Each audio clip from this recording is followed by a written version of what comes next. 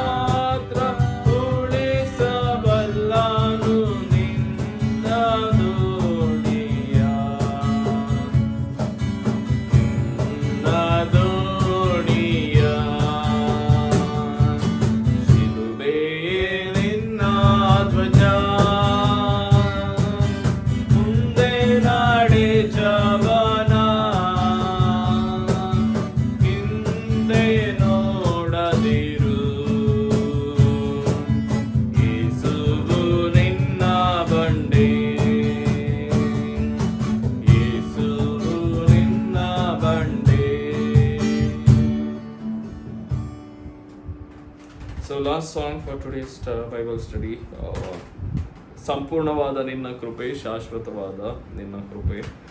This is also, it says about the God's grace, because of His grace we redeemed from the sin and we have a eternal life ಎಂಬುದಾಗಿ ತಿಳಿಸುವಂಥ ಒಂದು ಹಾಡನ್ನು ರಾಗ ಮಾಡುವ.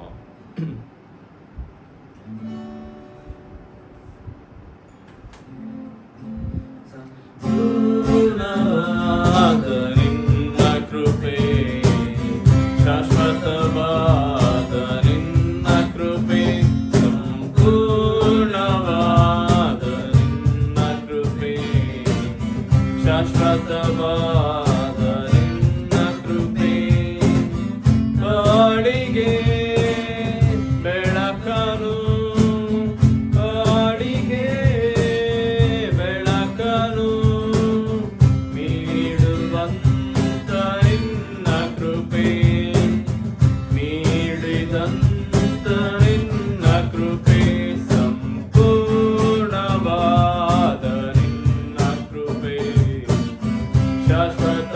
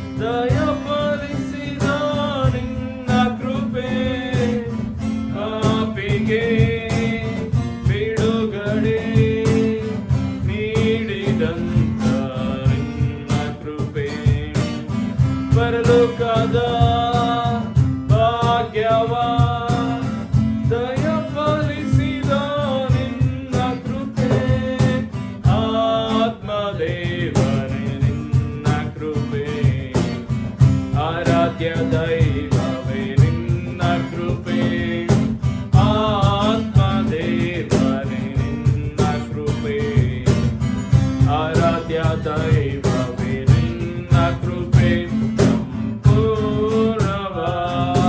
ನಿನ್ನ ಕೃಪೆ ಶಾಶ್ವತವಾದ ನಿನ್ನ ಕೃಪೆ ಸಂಪೂರ್ಣವಾದ ನಿನ್ನ ಕೃಪೆ ಶಾಶ್ವತವಾದ ನಿನ್ನ ಕೃಪೆ ಕರುಣೆಯ ತೋರಿದ ಪರಿಶುದ್ಧವಾದಂಥ ನಿನ್ನ ಕೃಪೆ ನಿತ್ಯವಾದ ಮರಣದಿಂದ ಕಾಪಾಡಿದಂಥ ನಿನ್ನ ಕೃಪೆ ಕರುಣೆಯ ತೋರಿದ ಪರಿಶುದ್ಧವಾದಂಥ ನಿನ್ನ ಕೃಪೆ ನಿತ್ಯವಾದ ಮರಣದಿಂದ ಕಾಪಾಡಿದಂಥ ನಿನ್ನ ಕೃಪೆ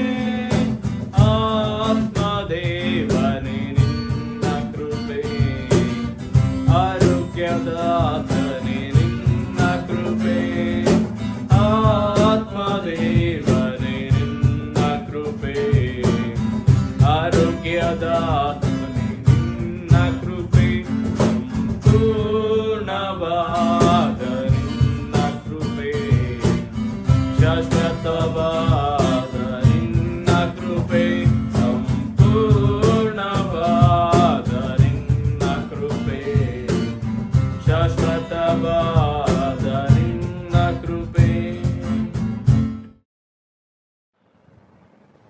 ನಾವು ಈ ಸಂಜೆ ವೇಳೆಯಲ್ಲಿ ದೇವರ ಸಾನ್ನಿಧ್ಯದಲ್ಲಿದ್ದೇವೆ ಎಂಬುದನ್ನು ತಿಳಿದುಕೊಳ್ಳೋಣ. ನಾವು ಸ್ವಲ್ಪ ಹೊತ್ತು ಪ್ರಾರ್ಥನೆಯನ್ನು ಮಾಡೋಣ. ನಮ್ಮ ಸೃಷ್ಟಿಕರ್ತನನ್ನು ಸ್ಮರಿಸಿ ದೇವರಿಗೆ ಸ್ತೋತ್ರವನ್ನು ಹೇಳೋಣ. ಭೂಪರ ಲೋಕಗಳ ಒಡೆಯನಾದ ಪ್ರೀತಿ ಸ್ವರೂಪಿಯಾದ ನಮ್ಮ ದೇವರೇ, ಸ್ವಾಮಿ, ಮಾನವರಾದ ನಮ್ಮೆಲ್ಲರ ಜೀವಿತದಲ್ಲಿ ನಿನ್ನ ವಾಕ್ಯದ ಮೂಲಕ ನಿನ್ನ ಕಾರ್ಯಗಳನ್ನು ನಮಗೆ ತಿಳಿಯಪಡಿಸ್ತಿರುವುದಕ್ಕಾಗಿ, ನೀನು ನಮಗೆ ನಿನ್ನ ವಾಕ್ಯದ ಮೂಲಕ ಸತ್ಯ ಮಾರ್ಗ ಜೀವವನ್ನು ಬೋಧಿಸುವುದಕ್ಕಾಗಿ ನಿನಗೆ ಸ್ತೋತ್ರ ಹೇಳ್ತೇವೆ. ಈ ಒಂದು ಸಂದರ್ಭದಲ್ಲಿ ನಾವು ಆನ್ಲೈನ್ ವಾಕ್ಯ ಧ್ಯಾನಕ್ಕಾಗಿ ಸೇರಿ ಬರುವಂತೆ ಸಹಾಯ ಮಾಡಿದ್ದಿ ದೇವರೇ. ಒಂದು ಧ್ಯಾನ ಮಾಡುವುದಕ್ಕಿಂತ ಮುಂಚೆ ನಿನ್ನ ಎಲ್ಲ ಉಪಕಾರಗಳಿಗಾಗಿ ಸ್ತೋತ್ರ ಹೇಳ್ತೇವೆ.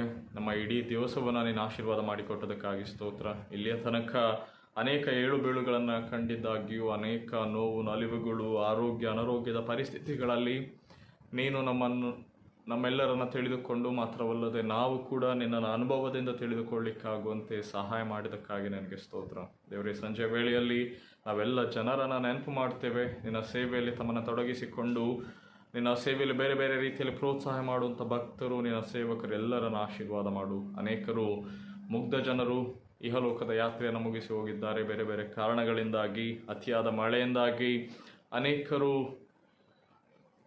ಅನೇಕ ವಿಧವಾದ ಕಷ್ಟಗಳಿಗೆ ತಮ್ಮ ಆಸ್ತಿ ಪಾಸ್ತಿಯನ್ನು ಕಳೆದುಕೊಂಡವರಿದ್ದಾರೆ. ಮಾತ್ರವಲ್ಲದೆ ಜೀವವನ್ನು ಕಳೆದುಕೊಂಡು ದುಃಖದಲ್ಲಿರುವಂಥ ಅನೇಕರಿದ್ದಾರೆ. ಇನ್ನು ಅಂಥವರೆಲ್ಲರ ಮೇಲೆ ನಿನ್ನ ದಯೆಯಿರಲಿ ಸ್ವಾಮಿ. ವಿಶೇಷವಾಗಿ ದುಃಖದಲ್ಲಿರುವಂಥ ಎಲ್ಲ ಕುಟುಂಬಗಳನ್ನು ಕರುಣಿಸಿ ಕಾಪಾಡು. ಮಾತ್ರವಲ್ಲದೆ ಬೇರೆ ಬೇರೆ ರೀತಿಯಲ್ಲಿ ಸಮಾಜದಲ್ಲಿ ಶೋಷಣೆಗಳಿಗೆ, ಬಡತನಕ್ಕೆ, ಅನ್ಯಾಯಗಳಿಗೆ ಗುರಿಯಾಗಿರುವಂಥ ಎಲ್ಲ ಜನರನ್ನು ನೆನಪು ಮಾಡ್ತೇವೆ. ಇವರೆಲ್ಲರ ಮೇಲೆ ನಿನ್ನ ಅಪಾರವಾದ ದಯೆ ಕರುಣೆ ಇರಲಿ ಸ್ವಾಮಿ. ವಿಶೇಷವಾಗಿ ಯುನೈಟೆಡ್ ಅರಬ್ ಎಮಿರೇಟ್ಸ್ನಲ್ಲಿರುವಂಥ 3 ಕನ್ನಡ ಸಭೆಗಳನ್ನು ಆಶೀರ್ವದಿಸು. ಈ ಸಭೆಗಳ ಮೇಲೆ ನಿನ್ನ ದಯೆ ಇರಲಿ. ಈ ನಿನ್ನ ರಾಜ್ಯವನ್ನು ಸ್ಥಾಪಿಸುವಲ್ಲಿ, ಸಭೆಯನ್ನು ಸ್ಥಾಪಿಸುವಲ್ಲಿ ಸಭೆ ಪಡುವಂಥ ಎಲ್ಲ ಪ್ರಯತ್ನಗಳಿಗೆ ನಿನ್ನ ಆಶೀರ್ವಾದವಿರಲಿ ಎಂಬುದಾಗಿ ಬೇಡ್ತೇವೆ. ನಮ್ಮ ಕ್ರಿಸ್ತವಂದನ ಕನ್ನಡ ಸಭೆಯನ್ನು ಆಶೀರ್ವದಿಸು. ಈ ಸಭೆಯಲ್ಲಿರುವಂಥ ಎಲ್ಲರನ್ನ ನಿನ್ನ ಆತ್ಮನಿಂದ ತುಂಬಿಸು. ಸಭೆಯ ಬೆಳವಣಿಗೆಯನ್ನು ನಿನ್ನ ಹಸ್ತಗಳಿಗೆ ಒಪ್ಪಿಸ್ತೇವೆ. ಎಲ್ಲ ಪರಿಸ್ಥಿತಿಗಳಲ್ಲಿ ನಂಬಿಕೆಯಲ್ಲಿ ದೃಢವಾಗಿ ನಿಲ್ಲಿಕ್ಕಾಗುವಂತೆಯೂ ನಿನ್ನನ್ನೇ ನಿನ್ನ ಸಹಾಯಕ್ಕಾಗಿ ಎದುರು ನೋಡುವಂತೆ ಸಭೆಯನ್ನು ಆಶೀರ್ವಾದ ಮಾಡು. ನಮ್ಮ ಮುಂದಿನ ಸಭೆಯಲ್ಲಿರುವಂಥ ಎಲ್ಲ ಜನರನ್ನು, ಮುಂದಿನ ಪೀಳಿಗೆಗಳನ್ನು ಮಾತ್ರವಲ್ಲದೆ ಸಭೆಯ ಜವಾಬ್ದಾರಿಯಾದಂಥ ಎಲ್ಲ ನಾಯಕರನ್ನು, ಒಂದೊಂದು ಕುಟುಂಬಗಳನ್ನು, ವ್ಯಕ್ತಿಗಳನ್ನು ನಿನ್ನ ಹೆಸರಿಗೆ, ನಿನ್ನ ಹಸ್ತಗಳಿಗೆ ಒಪ್ಪಿಸಿಕೊಡ್ತೇವೆ ಸ್ವಾಮಿ. ಸಭೆಯನ್ನು ಆಶೀರ್ವದಿಸು, ಬೆಳೆಸು ಎಂಬುದಾಗಿ ನಿನ್ನಲ್ಲಿ ಬೇಡ್ತೇವೆ. ಮಾತ್ರವಲ್ಲದೆ ಆನ್ಲೈನ್ ವಾಕ್ಯ ಧ್ಯಾನಕ್ಕಾಗಿ ಸೇರಿ ಬಂದಂಥ ಎಲ್ಲರ ಆಂತರ್ಯದಲ್ಲಿ ಕಾರ್ಯ ಮಾಡು. ನಮ್ಮಲ್ಲಿ ನಿನ್ನ ಆತ್ಮನನ್ನು ಇಟ್ಟು ನಿನ್ನ ವಾಕ್ಯದ ಮೂಲಕವಾಗಿ ಬಲ ಹೊಂದಲಿಕ್ಕಾಗುವಂತೆ ನಡೆಸು. ನನ್ನ ಬಾಯ ಮಾತುಗಳು, ನಮ್ಮೆಲ್ಲರ ಹೃದಯದ ಧ್ಯಾನವು ನಿನಗೆ ಸಮರ್ಪಕವಾಗಿರಲಿ. ಆಮೇಲೆ ಪ್ರೀತಿಯುಳ್ಳ ದೇವಜನರು ಎಲ್ಲರಿಗೆ ಯೇಸುವಿನ ನಾಮದಲ್ಲಿ ಸಂಜೆಯ ಶುಭ ವಂದನೆಗಳನ್ನು ತಿಳಿಸ್ತೇನೆ. Very good evening to one and all. So in this moment we will look into the book of psalm chapter 147, 147ನೇ ಕೀರ್ತನೆಯ ಅಧ್ಯಾಯವನ್ನು ಧ್ಯಾನ ಮಾಡಲಿಕ್ಕಿದ್ದೇವೆ. So I feel that we would finish the book of Psalm, even skipping some of the psalms that were repeating, and some are favorable psalms. ಒಂದು ನಮಗೆ ವೈಯಕ್ತಿಕವಾಗಿ ಹತ್ತಿರವಾಗಿರುವಂಥ ಕೀರ್ತನೆಗಳಿದೆ. ಆ ಕೀರ್ತನೆಗಳನ್ನು ಹೀಗೆ ನಾವು ಧ್ಯಾನ ಮಾಡಿ ಇಲ್ಲಿಯ ತನಕ 147ನೆಯ ಈ ದಿವಸದ ಧ್ಯಾನಕ್ಕೆ ನಾವು ಬಂದಿದ್ದೇವೆ. ನನಗಿರುವ ಇನ್ನೊಂದು ವಾರದಲ್ಲಿ I would conclude this book of Psalm meditation by having another last online Bible study on the next Friday. So ನಾವು ಈ 147ನೇ ಅಧ್ಯಾಯದಲ್ಲಿ ದೇವರ ವಾಕ್ಯದ ಮೂಲಕ ಹೇಗೆ ಧ್ಯಾನ ಮಾಡಿ ಆತ್ಮಿಕ ಲಾಭವನ್ನು ಹೊಂದಬಹುದು ಎಂಬುದಾಗಿ ನೋಡುವ. ಅದರ ಮೊದಲು ನಾನು 147ನೇ ಅಧ್ಯಾಯದ ಫುಲ್ ಕೀರ್ತನೆಯನ್ನು ಓದ್ತೇನೆ. ಇದರಲ್ಲಿ 20 ವಚನಗಳಿದೆ. ಯಾಹುವಿಗೆ ಸ್ತೋತ್ರ. ನಮ್ಮ ದೇವರನ್ನು ಸ್ತುತಿಸುವುದು ಒಳ್ಳೆಯದು, ಸಂತೋಷಕರವಾಗಿದೆ. ಆತನನ್ನು ಕೀರ್ತಿಸುವುದು ಯುಕ್ತವಾಗಿದೆ. ಯೆಹೋವನು ಯೆರೂಸಲೇಮನ್ನು ಕಟ್ಟಿಸಿದ್ದಾನೆ, ಚದರಿ ಹೋಗಿದ್ದ ಇಸ್ರಾಯೇಲರನ್ನು ಕೂಡಿಸಿದ್ದಾನೆ. ಮುರಿದ ಮನಸ್ಸುಳ್ಳವರನ್ನು ವಾಸಿ ಮಾಡುತ್ತಾನೆ, ಅವರ ಗಾಯಗಳನ್ನು ಕಟ್ಟುತ್ತಾನೆ. ಆತನು ನಕ್ಷತ್ರಗಳ ಸಂಖ್ಯೆಯನ್ನು ಗೊತ್ತು ಮಾಡಿ ಪ್ರತಿಯೊಂದಕ್ಕೆ ಹೆಸರಿಟ್ಟಿದ್ದಾನೆ. ನಮ್ಮ ಕರ್ತನು ದೊಡ್ಡವನು, ಪರಾಕ್ರಮಿಯೂ ಆಗಿದ್ದಾನೆ. ಆತನ ಜ್ಞಾನವು ಅಪರಿಮಿತವಾಗಿದೆ. ಯೆಹೋವನು ದೀನರಿಗೆ ಆಧಾರವಾಗಿದ್ದಾನೆ, ದುಷ್ಟರನ್ನು ನೆಲಕ್ಕೆ ಹತ್ತಿಸಿ ಬಿಡುತ್ತಾನೆ. ಯೆಹೋವನಿಗೆ ಕೃತಜ್ಞತಾ ಸ್ತುತಿ ಮಾಡಿರಿ, ಕಿನ್ನರಿಯೊಡನೆ ನಮ್ಮ ದೇವರನ್ನು ಕೊಂಡಾಡಿರಿ. ಆತನು ಆಕಾಶದಲ್ಲಿ ಮೋಡಗಳನ್ನು ಕವಿಸುತ್ತಾನೆ, ಭೂಮಿಗೋಸ್ಕರ ಮಳೆಯನ್ನು ಸಿದ್ಧ ಮಾಡಿದ್ದಾನೆ. ಬೆಟ್ಟಗಳಲ್ಲಿ ಹುಲ್ಲುಗಳನ್ನು ಬೆಳೆಸುತ್ತಾನೆ. ಆತನು ಪಶುಗಳಿಗೂ ಕೂಗುತ್ತಿರುವ ಕಾಗೆ ಮರಿಗಳಿಗೂ ಬೇಕಾದ ಆಹಾರ ಕೊಡುತ್ತಾನೆ. ಕುದುರೆಯ ಶಕ್ತಿಯಲ್ಲಿ ಆತನಿಗೆ ಇಷ್ಟವಿಲ್ಲ, ಆಳಿನ ತೊಡೆಯ ಬಲವನ್ನು ಮೆಚ್ಚುವುದಿಲ್ಲ. ಯೆಹೋವನು ಆನಂದಿಸುವುದು ತನ್ನ ಕೃಪೆಯನ್ನು ನಿರೀಕ್ಷಿಸುವ ಭಕ್ತರಲ್ಲಿ. ಯೆರೂಸಲೇಮೇ, ಯೆಹೋವನನ್ನು ಕೀರ್ತಿಸು. ಚಿಯೋನೇ, ನಿನ್ನ ದೇವರನ್ನು ಸ್ತುತಿಸು. ಆತನು ನಿನ್ನ ಹೆಬ್ಬಾಗಲುಗಳ ಅಗುಳಿಗಳನ್ನು ಬಲಪಡಿಸಿದ್ದಾನೆ, ನಿನ್ನ ಮಕ್ಕಳನ್ನು ಆಶೀರ್ವದಿಸಿದ್ದಾನೆ. ಆತನು ನಿನ್ನ ಪ್ರಾಂತ್ಯದೊಳಗೆ ಸೌಭಾಗ್ಯವನ್ನುಂಟು ಮಾಡುತ್ತಾನೆ, ಶ್ರೇಷ್ಠವಾದ ಗೋಧಿಯಿಂದ ನಿನ್ನನ್ನು ತೃಪ್ತಿಗೊಳಿಸುತ್ತಾನೆ. ತನ್ನ ನುಡಿಯನ್ನು ಭೂಲೋಕಕ್ಕೆ ಕಳುಹಿಸಿದ್ದಾನೆ, ಆತನ ವಾಕ್ಯವು ಬಹು ವೇಗಶಾಲಿಯಾಗಿದೆ. ಉಣ್ಣಿಯಂತಿರುವ ಹಿಮವನ್ನು ಬೀಳಿಸುತ್ತಾನೆ, ಇಬ್ಬನಿಯನ್ನು ಬೂದಿಯಂತೆ ಹರವುತ್ತಾನೆ. ರೊಟ್ಟಿ ತುಂಡುಗಳಂತಿರುವ ಆನೆ ಕಲ್ಲುಗಳನ್ನು ಸುರಿಸುತ್ತಾನೆ. ಆತನು ಚಳಿಯನ್ನು ಬರಮಾಡಲು ಅದನ್ನು ಸಹಿಸುವವರಾರು. ಆತನು ಅಪ್ಪಣೆ ಕೊಡಲು ಅವು ಕರಗುತ್ತವೆ. ತನ್ನ ಗಾಳಿಯನ್ನು ಬೀಸ ಮಾಡಲು ನೀರು ಹರಿಯುತ್ತದೆ.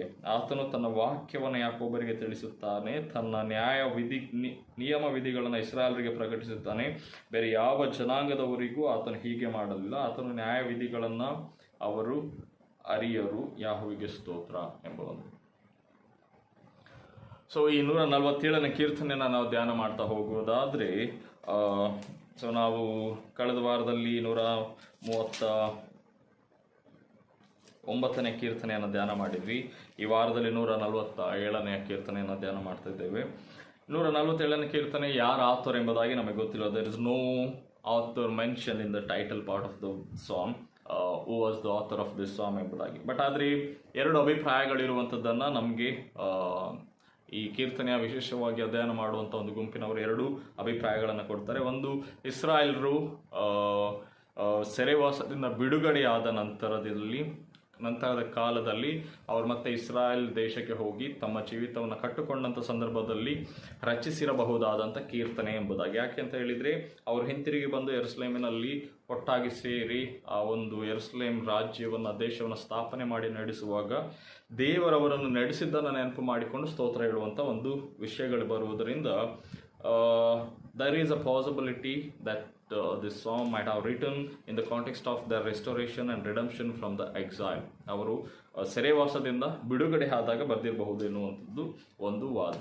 So another assumption or research or prediction, it says that, ಹೇಗೆ ಹೇಳ್ತದೆ ಅಂತ ಹೇಳಿದರೆ, the psalm might be wrote by the king of David ಎಂಬುದಾಗಿ, ಆ ಅರಸನಾದಂಥ ದಾವಿದನಿಂದ ಬರೆದಿರಬಹುದು ಎಂಬುದಾಗಿ. ಯಾಕೆ ಅಂತ ಹೇಳಿದರೆ, 2 ಮತ್ತು 13ನೇ ವಚನಗಳ ಆಧಾರದಲ್ಲಿ ಹೇಳುವುದಾದರೆ, ಯೆರೂಸಲೇಮನ್ನು ಕಟ್ಟಿಸುತ್ತಿದ್ದಾನೆ ಎಂಬುದಾಗಿ. ಸೊ ಯಾರು ಕಟ್ಟಿಸ್ತಿದ್ದಾನೆ? ದಾವಿದನಿಗೆ ಯೆರೂಸಲೇಮ್ ಕಟ್ಟಿಸಬೇಕಂತ, ಅಂದರೆ ದೇವಾಲಯ ಕಟ್ಟಿಸಬೇಕೆನ್ನುವಂಥ ಆಶೆ ಇತ್ತು. ಅದನ್ನು ಸೊಲೊಮೋನ ಕಟ್ಟಿಸುವಂಥ ಸಂದರ್ಭದಲ್ಲಿ ಅದನ್ನು ನೋಡಿ ಬರೆದಿರಬಹುದು ಎನ್ನುವಂಥ ವಚನ ಅಥವಾ ಆಧಾರ ಊಹೆಗಳು ಕೂಡ ಇದೆ. 13ನೇ ವಚನ ಕೂಡ ಹೇಳುವಂಥದ್ದು, ಹೆಬ್ಬಾಗಲುಗಳನ್ನು ಬಲಪಡಿಸುತ್ತಾನೆ, ಮಕ್ಕಳನ್ನು ಆಶೀರ್ವದಿಸುತ್ತಾನೆ. So these are the hints that gives us some sort of knowledge and prediction that David might be the author ಎಂಬುದಾಗಿ. ಸೊ ಹಾಗಾಗಿ ಇದನ್ನು ನಾವು ಬೈಬಲ್ನಲ್ಲಿ ಇರುವ ಹಾಗೆ ತಗೊಳ್ಳೋದಾದರೆ there is not exactly mention who is the author of this book ಎಂಬುದಾಗಿ. So ಈ ಕೀರ್ತನೆಯ ವಿಶೇಷತೆ ಏನೆಂಬುದಾಗಿ ನೋಡೋದಾದರೆ, ಈ ಕೀರ್ತನೆ ದೇವರನ್ನು ಸ್ತುತಿಸಲಿಕ್ಕೆ ಕರೆಯನ್ನು ಕೊಡುವಂಥದ್ದು. So it's a psalm praise and celebrating God's power and majesty and care for his people, particularly for Israel ಎಂಬುದಾಗಿ. ಇದು ಯಾರಿಗೆ ದೇವರ ಕಾರ್ಯಗಳನ್ನು ಗುರುತಿಸಿ ಸ್ತೋತ್ರ ಹೇಳಿ ದೇವರ ಶಕ್ತಿ, ಜ್ಞಾನ ಮತ್ತು ದೇವರು ತನ್ನ ಜನರ ಕಡೆಗೆ ತೋರಿಸುವಂಥ ಪ್ರೀತಿಯನ್ನು, ಅದರಲ್ಲಿ ಕೂಡ ವಿಶೇಷವಾಗಿ ಇಸ್ರಾಯೇಲ್ರಿಗೆ ತೋರಿಸಿದಂಥ ಆ ದೇವರ ನಡೆಸುವಿಕೆ ಪ್ರೀತಿಯನ್ನು ನೆನಪು ಮಾಡಿಕೊಂಡು ಸ್ತುತಿಸಲಿಕ್ಕೆ ಒಂದು ಕರೆ ಇದೆ ಎಂಬುದಾಗಿ. ಇನ್ನೊಂದು ಕಡೆಯಲ್ಲಿ ಇಟ್ ಆಲ್ಸೋ ಹೈಲೈಟ್ಸ್ ದೇವರ ಕಾರ್ಯ, God's provisions, redemptions and encourage believers to praise him for his blessings ಎಂಬುದಾಗಿ. ದೇವರ ಕಾರ್ಯವನ್ನು his deeds and his works, God's mighty works ಎಂಬುದಾಗಿ ಕೂಡ ಹೇಳ್ಬೋದು. ದೇವರ ವಿಶೇಷವಾದ ಕಾರ್ಯಗಳು. ಆ್ಯಂಡ್ ಸೆಕೆಂಡ್, ಗಾಡ್ಸ್ ಪ್ರಾವಿಷನ್ಸ್, ದೇವರು ನಮಗೆ ಒದಗಿಸುವಂಥ ಆಶೀರ್ವಾದಗಳು ಮತ್ತು ದೇವರ ವಿಮೋಚನಾ ಕಾರ್ಯಗಳು, ಇದೆಲ್ಲವೂ ನಮಗೆ ದೇವರನ್ನು ಸ್ತುತಿಸಲಿಕ್ಕೆ ಎನ್ಕರೇಜ್ ಮಾಡ್ತದೆ ಎಂಬುದಾಗಿ ನೋಡ್ತೇವೆ. ಸೊ ಹಾಗಾಗಿ this can be called as the ಸಾಮ್ ಆಫ್ ಥ್ಯಾಂಕ್ಸ್ ಗಿವಿಂಗ್, ದೇವರಿಗೆ ಸ್ತೋತ್ರ ಹೇಳುವಂಥ ಒಂದು ಕೀರ್ತನೆ ಎಂಬುದಾಗಿ ಕೂಡ ನಾವು ಇದನ್ನು ಕರಿಬೋದು. And we can also be enrich reading and experiencing God's works in our daily life. ನಾವು ಇದನ್ನು ಓದಿ ದೇವರನ್ನು ಸ್ತುತಿಸ್ಬೋದು ಮತ್ತು ನಮ್ಮ ಜೀವಿತದ ಅನುಭವಗಳ ಆಧಾರದಲ್ಲಿ ಕೂಡ ಇದನ್ನು ತಿಳಿದುಕೊಳ್ಳಿಕ್ಕೆ ಸಾಧ್ಯವಾಗ್ತದೆ. ಸೊ ನಾವು ಆ ವಚನಗಳ ಆಧಾರದಲ್ಲಿ ಧ್ಯಾನ ಮಾಡ್ತಾ ಹೋಗುವುದಾದರೆ, ಒಂದನೇ ವಚನವನ್ನು ನಾವು ಟೈಟಲ್ ಮಾಡೋದಾದರೆ the goodness of pricing god, ದೇವರನ್ನು ಸ್ತುತಿಸುವಂಥದ್ರಲ್ಲಿ ಸಿಕ್ಕುವಂಥ ಒಳ್ಳೆಯತನ ಅಥವಾ what are the benefits that we receive pricing god ಎಂಬುದಾಗಿ ಕೂಡ ನೋಡ್ಬೋದು. ಇದರಲ್ಲಿ ಜನರನ್ನು ಉದ್ದೇಶಿಸಿ ಹೇಳುವಂಥದ್ದು, ಯಾಹುವಿಗೆ ಸ್ತೋತ್ರ, ನಮ್ಮ ದೇವರನ್ನು ಸ್ತುತಿಸಬೇಕು, ಸ್ತುತಿಸುವುದು ಒಳ್ಳೆಯದು, ಸಂತೋಷಕರವೂ ಯುಕ್ತವೂ ಆಗಿದೆ ಎಂಬುದಾಗಿ. ಈ ಜನರಿಗೆ ಅವನು it's a call and command to all people of Israel to praise and worship God ಎಂಬುದಾಗಿ. ಯಾಕೆ ದೇವರನ್ನು ಸ್ತುತಿಸಬೇಕು ಎಂಬುದಾಗಿ ಹೇಳುವಾಗ ಅದನ್ನು ಕೆಳಗಿನ ವಚನಗಳಲ್ಲಿ ಹೇಳ್ತಾ ಹೋಗ್ತಾನೆ. ಆದರೆ ಇದರಲ್ಲಿ ಮೊದಲನೇ ವಚನದಲ್ಲಿ 3 ವಿಷಯಗಳು ಬರ್ತದೆ. Because of his good and worshipping and pricing god is a good and pleasant and beautiful thing ಎಂಬುದಾಗಿ ಅವನು ಹೇಳುವಂಥದ್ದು. ಒಳ್ಳೆಯದು, ಸಂತೋಷಕರವೂ ಮತ್ತು ಯುಕ್ತವೂ ಆಗಿದೆ ಎಂಬುದಾಗಿ ಕನ್ನಡದಲ್ಲಿ ನಾವು ನೋಡ್ತೇವೆ. ಸೊ ಗುಡ್ ಎಂಬುದಾಗಿ ಹೇಳುವಾಗ ಆಲ್ ಗುಡ್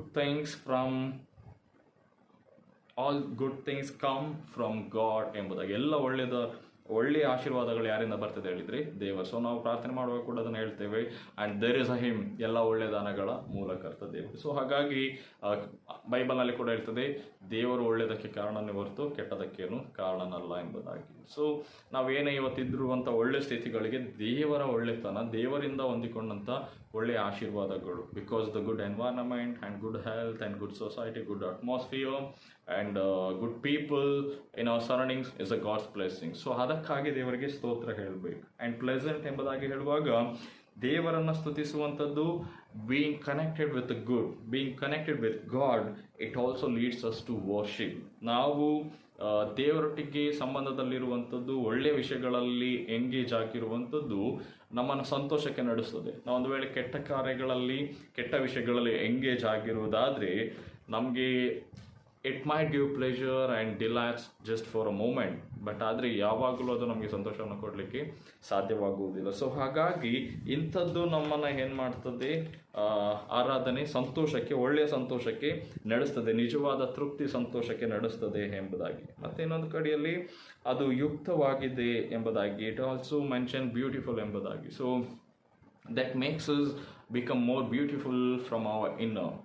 ನಾವು ಆಂತರಿಕವಾಗಿ ಒಳ್ಳೆಯ ಒಂದು ಆ್ಯಟಿಟ್ಯೂಡನ್ನು, ಪರ್ಸ್ನಾಲಿಟಿಯನ್ನು ಬಿಲ್ಡ್ ಮಾಡಲಿಕ್ಕೆ ಸಾಧ್ಯವಾಗ್ತದೆ. ನಮ್ಮ ಒಳ್ಳೆಯ ವ್ಯಕ್ತಿತ್ವಗಳು ಒಂದು ಗ್ರ್ಯಾಟಿಟ್ಯೂಡ್ ನೇಚರಲ್ಲಿ ಕಂಡು ಬರ್ತದೆ. ಅದಕ್ಕೆ ಟ್ರಾಪ್ ಎನ್ನುವಂಥ ಒಬ್ಬ ಥಿಯಾಲಜಿಯನ್ ಹೇಳ್ತಾನೆ, an unthankful man is an ugly, ill-framed spectacle ಎಂಬುದಾಗಿ. ಯಾರು ಅಕೃತಜ್ಞರಾಗಿದ್ದಾರೋ ಅಥವಾ ಕೃತಜ್ಞಹೀನರಾಗಿದ್ದಾರೋ ಅಂಥವರು ಜೀವಿತದಲ್ಲಿ ಕುರೂಪಿಯಾದಂತಹ ಮತ್ತು ಕಾಯಿಲೆಯ ಸ್ವಭಾವವನ್ನು ದೃಷ್ಟಿಕೋನವನ್ನು ಇಟ್ಟುಕೊಂಡಂಥ ವ್ಯಕ್ತಿಗಳಾಗಿ ಇರ್ತಾರೆ ಎಂಬುದಾಗಿ. ಯಾರು ಅಕೃತಜ್ಞರಾಗಿರ್ತಾರೋ ಅಂಥವರು ಜೀವನದಲ್ಲಿ ಕುರೂಪಿಯಾಗಿ ಅಥವಾ ಕೆಟ್ಟ ವಿಷಯಗಳ ಕಡೆಗೆ ಫೋಕಸ್ ಮಾಡುವಂಥ ವ್ಯಕ್ತಿಗಳಾಗಿರ್ತಾರೆ ಎಂಬುದು. ಸೊ ಹಾಗಾಗಿ being grateful is a nature of becoming beautiful and connecting with good and God. ದೇವರೊಟ್ಟಿಗೆ ಮತ್ತು ಒಳ್ಳೆಯ ವಿಷಯಗಳೊಟ್ಟಿಗೆ ಕನೆಕ್ಟ್ ಆಗಲಿಕ್ಕೆ ದೇವರ ವಾಕ್ಯ ಅಥವಾ ಸ್ತುತಿಸುವಂಥದ್ದು ನಮ್ಮನ್ನು ನಡೆಸ್ತದೆ. ಸೊ ನಾವು 2-6 ವಚನಗಳ ಕುರಿತು ಧ್ಯಾನ ಮಾಡೋದಾದರೆ, ಸೊ ಇಲ್ಲಿ ನಾವೇನು ನೋಡ್ತೀವಿ ಅಂತ ಹೇಳಿದರೆ, the care and power of God, ದೇವರ ಕಾಳಜಿ ಮತ್ತು ದೇವರ ಶಕ್ತಿಯ ಕುರಿತಾಗಿ ನೋಡ್ತೀವಿ. The care and power of God. ನಾನಾಗಲೇ ಹೇಳಿದಾಗೆ ಇಲ್ಲಿ ಕೀರ್ತನೆಗಾರ ನಾವು ದೇವರನ್ನು ಸ್ತುತಿಸಬೇಕಿದ್ರೆ he give some of the reasons why we should worship God and what are the reasons that makes us to praise and worship God ಎಂಬುದಾಗಿ ಇದರಲ್ಲಿ ನಮಗೆ ತಿಳಿಸ್ತದೆ.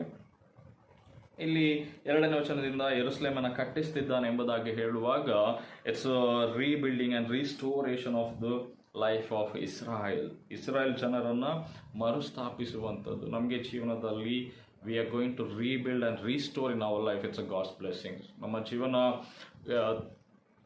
ಒಂದು ಟೈಮಲ್ಲಿ ಎಲ್ಲ ಟೈಮಲ್ಲಿ ನಮ್ಮ ಫೇವರಬಲ್ ಆಗಿ ಇರುವುದಿಲ್ಲ. ಕೆಲವೊಮ್ಮೆ ನಮ್ಮ ಫೇವರ್ ಆಗಿದ್ದರೆ ಇನ್ನೊಂದು ಕಡೆ ಅನ್ಫೇವರ್ ಆಗಿರ್ತದೆ. ಸೊ ಆದರೆ ನಾವು ಒಳ್ಳೆ ರೀತಿಯಲ್ಲಿ ರಿಸ್ಟೋರ್ ಆಗಿ ಒಳ್ಳೆಯ ಜೀವಿತವನ್ನು ಮಾಡಬೇಕಿದ್ರೆ it's a God's blessing. So ಅದನ್ನು ಇಸ್ರಾಯೇಲ್ರು ತಿಳಿದು ಅದನ್ನು ಸ್ತೋತ್ರವನ್ನು ಹೇಳಿದ್ರಿ. ಆ್ಯಂಡ್ ಈ seconds what is says that ಅಂತ ಹೇಳೋದಾದ್ರೆ, ಈ ಗ್ಯಾದರ್ಸ್ ಇಸ್ರಾಯೇಲನ್ನು ಒಟ್ಟಿಗೆ ತರ್ತಾ ಇದ್ದಾನೆ. ಸೊ ಇಸ್ರಾಯೇಲ್ರು ನಾರ್ತ್ ಸೌತ್ ಅಂತ ಹೇಳಿ ಡಿವೈಡ್ ಆಗಿದ್ರು, ಬೇರೆ ಬೇರೆ ಕುಲಗಳ ಆಧಾರದಲ್ಲಿ ಹೊಡೆದಾಡ್ಕೊಂಡಿದ್ರು, ಚೆದರಿ ಹೋಗಿ ಅವರದೇ ಆದಂಥ ಭಿನ್ನಾಭಿಪ್ರಾಯಗಳಿಂದ ತುಂಬಿ ಹೋಗಿದ್ರು. ಬಟ್ ಆದರೆ ಈಗ ಕೀರ್ತನೆಗಾರನಿಗೆ ಒಂದು ಸಂತೋಷದ ವಿಷಯ ಏನಂತ ಹೇಳಿದರೆ, ಚದರಿ ಹೋಗಿದ್ದ ಇಸ್ರಾಯೇಲರನ್ನು ಒಟ್ಟಾಗಿ ತರ್ತಾ ಇದ್ದಾನೆ. So is breaking the barriers of gender and position and great people being rich and poor. ಮಾತ್ರವಲ್ಲದೆ ಸಿನ್ನರ್ಸ್ ಆ್ಯಂಡ್ ರೈಚಿಯಸ್ ಪೀಪಲ್ ಎನ್ನುವಂಥದ್ದು, ಯಾರು ಪಾಪಿಗಳು ಒಳ್ಳೆಯವರು ಎನ್ನುವಂಥ ರೀತಿಯಲ್ಲಿ ನಾವೇನು ಡಿವೈಡ್ ಮಾಡ್ಕೊಳ್ತೇವೆ ಅದನ್ನು ದೇವರು ಆ ಗೋಡೆಗಳನ್ನು ಮುರಿದು ಎಲ್ಲರನ್ನು ಒಟ್ಟಾಗಿ ತರುವಂಥವನಾಗಿದ್ದಾನೆ.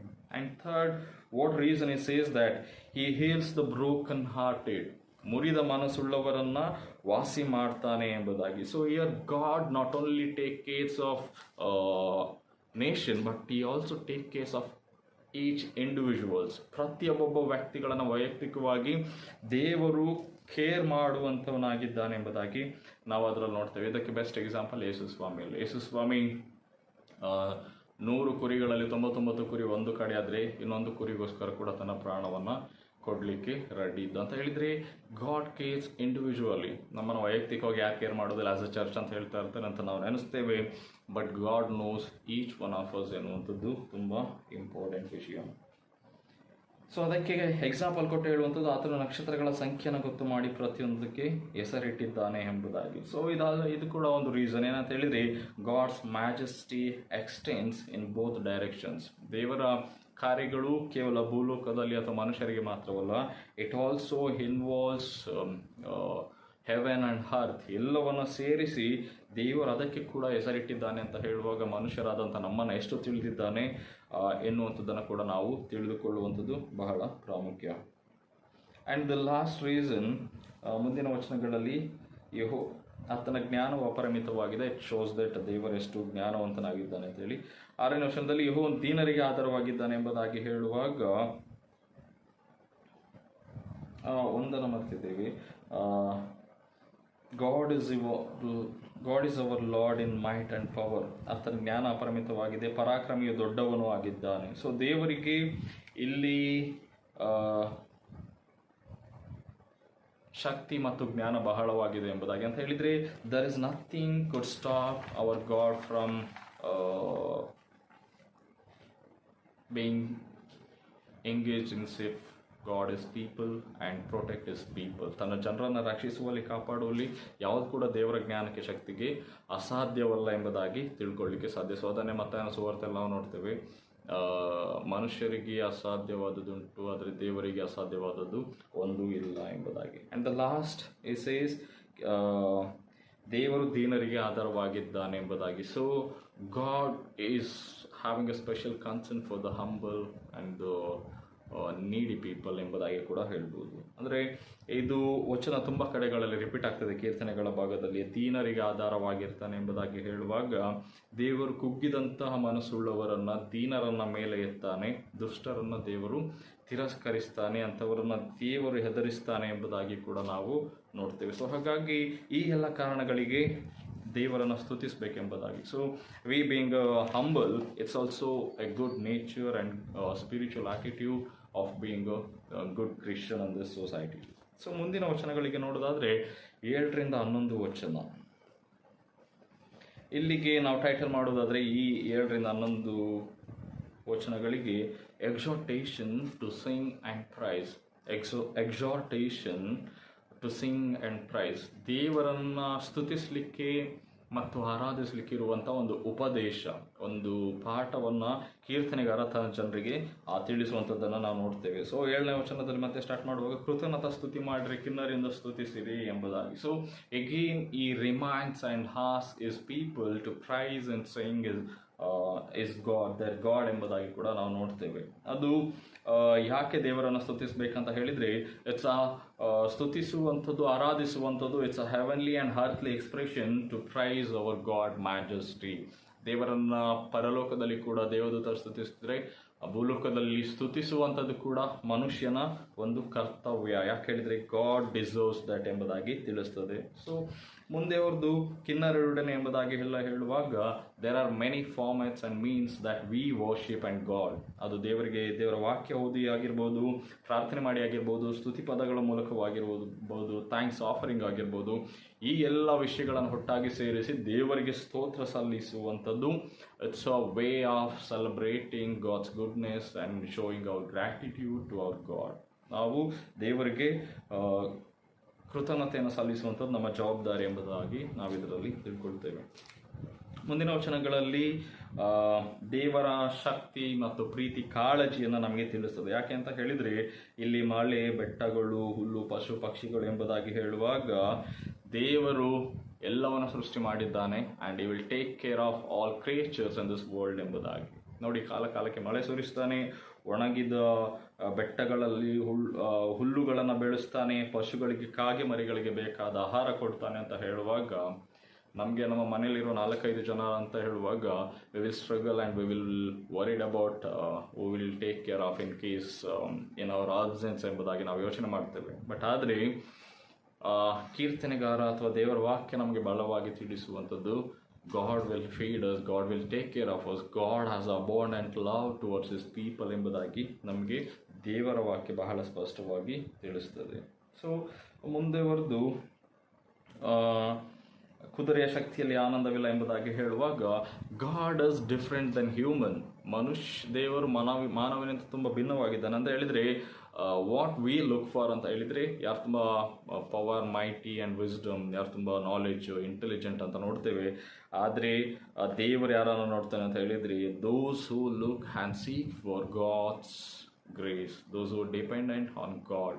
ದೇವರನ್ನು ಯಾರು ಆತ್ಕೊಳ್ತಾರೋ, ದೇವರ ಕೃಪೆಯನ್ನು ನಿರೀಕ್ಷೆ ಮಾಡ್ತಾರೋ ಅವರನ್ನು ದೇವರು ಆಶೀರ್ವಾದ ಮಾಡ್ತಾನೆ ಎಂಬುದಾಗಿ. ಅಂತ ಹೇಳಿದರೆ ಮನುಷ್ಯರಿಗೂ ದೇವರಿಗೂ ತುಂಬ ಡಿಫ್ರೆನ್ಸ್ ಇದೆ. ಅದರಲ್ಲಿ ನಾವು ಪ್ರಾಪಂಚಿಕವಾದಂಥ ವಿಷಯಗಳಿಗೆ ಕೆಲವೊಂದು ಸಲ ತುಂಬ ಇಂಪಾರ್ಟೆನ್ಸ್ ಕೊಡುವಂಥದ್ದು ಇದೆ. ಬಟ್ ಆದರೆ ದೇವರು ಯಾರಲ್ಲಿ ತುಂಬ ಸಂತೋಷ ಪಡ್ತಾನೆ ಅಂತ ಹೇಳಿದರೆ, ತನ್ನ ಕೃಪೆಯನ್ನು ನಿರೀಕ್ಷಿಸುವಂಥ ಭಕ್ತರು. We must be devote our spiritual persons who look for God's grace and God's power and intervention in our life. ನಮ್ಮ ಕಾರ್ಯಗಳಲ್ಲಿ, ಜೀವಿತದಲ್ಲಿ ದೇವರು ನಮ್ಮ ಜೀವಿತದಲ್ಲಿ ಮಧ್ಯಪ್ರವೇಶ ಮಾಡಲಿಕ್ಕೆ ಅವಕಾಶ ಮಾಡಿಕೊಡುವಂಥ ತುಂಬ ಇಂಪಾರ್ಟೆಂಟ್. ಸೊ 7-11 ವಚನಗಳು ಟೋಟಲ್ ಆಗಿ ಹೇಳೋದಾದರೆ, it says how god is our mighty and how God is our sovereign Lord and he cares and loves all of us ಎಂಬುದಾಗಿ ತಿಳಿಸ್ತದೆ.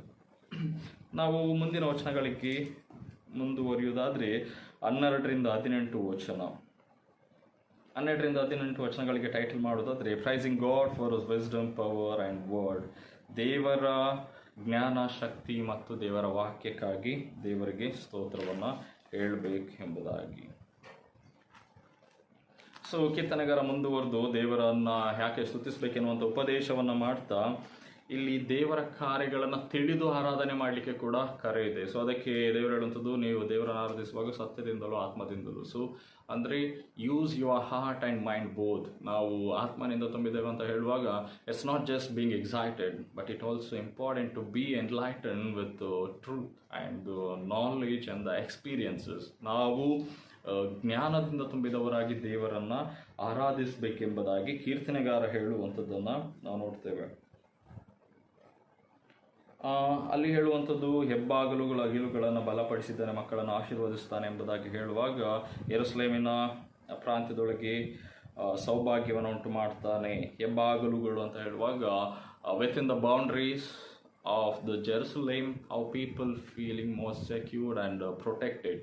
ಅವರು ಈ ಯೆರೂಸಲೇಮಿನ ಒಳಗೆ ಎಷ್ಟು ಸುರಕ್ಷಿತವಾಗಿದ್ದಾರೆ ಎಂಬುದಾಗಿ ಹೇಳಬೇಕಿದ್ರೆ, ದ್ವಾರಗಳು ಬಲವಾಗಿದೆ ಅಂತ ಹೇಳುವಾಗ ದೇವರು ಅವರ ದ್ವಾರವಾಗಿದ್ದು ಆಶ್ರಯವು ಕೋಟೆಯು ಬಂಡಿಯೂ ಆಗಿ ದೇವರು ಹೇಗೆ ಕಾಪಾಡ್ತಾನೆ ಎಂಬುದಾಗಿ ನಾವು ಬೇರೆ ಬೇರೆ ಪುಸ್ತಕಗಳಲ್ಲಿ ನೋಡ್ತೇವೋ, ಹಾಗೆಯೇ ಕೀರ್ತನೆಗಾರ ಕೂಡ ದೇವರು ಈಗ ನಮಗೆ ದ್ವಾರವಾಗಿ ಬಲವನ್ನು ಅಗುಳಿಗಳನ್ನು ಬಲಪಡಿಸಿದ್ದಾನೆ ಎಂಬುದಾಗಿ. ಮಾತ್ರವಲ್ಲದೆ ಅಲ್ಲಿ ಮಕ್ಕಳನ್ನು ಏನು ಮಾಡ್ತಾ ಇದ್ದಾನೆ, ದೇವರು ಆಶೀರ್ವದಿಸ್ತಾ ಇದ್ದಾನೆ ಅನ್ನುವಂಥದ್ದನ್ನು ತಿಳಿಸ್ತದೆ. ಮಾತ್ರವಲ್ಲದೆ ಪ್ರಾಂತ್ಯದೊಳಗೆ ಸೌಭಾಗ್ಯವನ್ನು, ಶ್ರೇಷ್ಠವಾದ ಗೋಧಿಯನ್ನು ಅಂತ ಹೇಳುವಾಗ it's a blessed environment with in the Jerusalem. ಯೆರೂಸಲೇಮಿನೊಳಗಿರುವಂಥ ಒಂದು ಆಶೀರ್ವಾದದಾಯಕವಾದಂಥ ವಾತಾವರಣ ಅಲ್ಲಿ ತುಂಬಿರುವಂಥದ್ದನ್ನು ನಾವು ನೋಡಲಿಕ್ಕೆ ಸಾಧ್ಯವಾಗ್ತದೆ. ಮತ್ತು ಇನ್ನೊಂದು ಕಡೆಯಲ್ಲಿ we can also say that addressing both present and future, addressing present and specific goodness of God. ನಾವು ಕೆಲವೊಮ್ಮೆ ಕೆಲವು ವಿಷಯಗಳನ್ನು ಇದು ದೇವರಿಂದವೇ ಆಯಿತು ಅಂತ ತಿಳ್ಕೊಳ್ಳಿಕ್ಕೆ ಸಾಧ್ಯವಾಗ್ತದೆ. ಯಾಕಂತ ಹೇಳಿದರೆ ಮನುಷ್ಯರಿಗೆ ಕೆಲವೊಮ್ಮೆ ಆಗದಿರುವಂಥ ದೇವರಿಂದವಾಗಿದೆ ಅನ್ನುವಂಥದ್ದು ನಮ್ಮ ಅನುಭವದಿಂದ ತಿಳ್ಕೊಳ್ಳಿಕ್ಕೆ ಸಾಧ್ಯವಾಗ್ತದೆ. ಮತ್ತು ದೇವರಿಂದ ನಡೆಸಿದಂಥವನು ಮುಂದೆ ಕೂಡ ನಡೆಸ್ತಾನೆ ಎನ್ನುವಂಥ ನಂಬಿಕೆಗೆ ಇದು ನಮ್ಮನ್ನು ನಡೆಸಿಕೊಡ್ತದೆ. ಮುಂದೆ ಹೊರದು ದೇವರ ವಾಕ್ಯ ಅಥವಾ ದೇವರು ಅಪ್ಪಣೆಯನ್ನು ಕೊಡಲು ನಿನ್ನ ನುಡಿಯನ್ನು ಭೂಲೋಕಕ್ಕೆ ಕಳಿಸುವ ವಾಕ್ಯ ಬಹು ವೇಗಶಾಲಿಯಾಗಿದೆ ಎಂಬುದಾಗಿ, ಮತ್ತು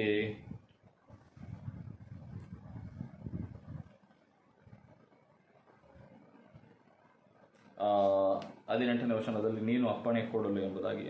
ಇನ್ನೊಂದು ಕಡೆಯಲ್ಲಿ ಯಾಕೆ ಥ್ಯಾಂಕ್ಸ್ ಹೇಳಬೇಕಂತ ಹೇಳಿದರೆ, ದೇವರ ವಾಕ್ಯ, so God has revealed himself, God's thoughts and God's plans are revealed in God's words. ಕೇವಲ ದೇವರ ವಾಕ್ಯ ಅಂತ ಹೇಳುವಾಗ it's not just a God word, God also speaks to us through his words and God reveals his well his plans and his thoughts through the word of God. ಅದಕ್ಕೋಸ್ಕರ ದೇವರಿಗೆ ಸ್ತೋತ್ರವನ್ನು ಹೇಳಬೇಕೆಂಬುದಾಗಿ. ಮಾತ್ರವಲ್ಲ, ದೇವರ ವಾಕ್ಯ ಬಹಳ ವೇಗವಾಗಿ ಕೆಲಸ ಮಾಡ್ತದೆ, ಯಾವತ್ತಿಗೆ ಕೂಡ ಹಿಂತಿರುಗುವುದಿಲ್ಲ ಎಂಬುವಂಥದ್ದನ್ನು ಕೂಡ ತಿಳಿಸ್ತಾನೆ. ಸೊ ಇನ್ನೊಂದು ಕಡೆಯಲ್ಲಿ ಹೇಳೋದಾದರೆ ಗಾಡ್ ಕಮಾಂಡ್ಸ್, ದೇವರು ಯಾವುದೇ ಒಳ್ಳೆಯದಾಗಬೇಕಿದ್ರೆ ದೇವರ ಅಪ್ಪಣೆಯನ್ನು ಕೊಡಬೇಕು. ಸೊ ಹಾಗಾಗಿ so shows that god is a sovereign god. ದೇವರು ಸರ್ವಶಕ್ತನಾದಂಥ ದೇವರಾಗಿದ್ದಾನೆ ಮತ್ತು ಸೃಷ್ಟಿಯಲ್ಲಿ ದೇವರಿಗೆ ಅಸಾಧ್ಯವಾದದ್ದು ಒಂದಿಲ್ಲ ಎಂಬುದಾಗಿ ತಿಳಿಸ್ತದೆ. ಸೊ ಕೊನೆಯದಾಗಿ 19ರಿಂದ 20 ವಚನ ನೋಡೋದಾದ್ರೆ, the presence of goodness of God's to Israel.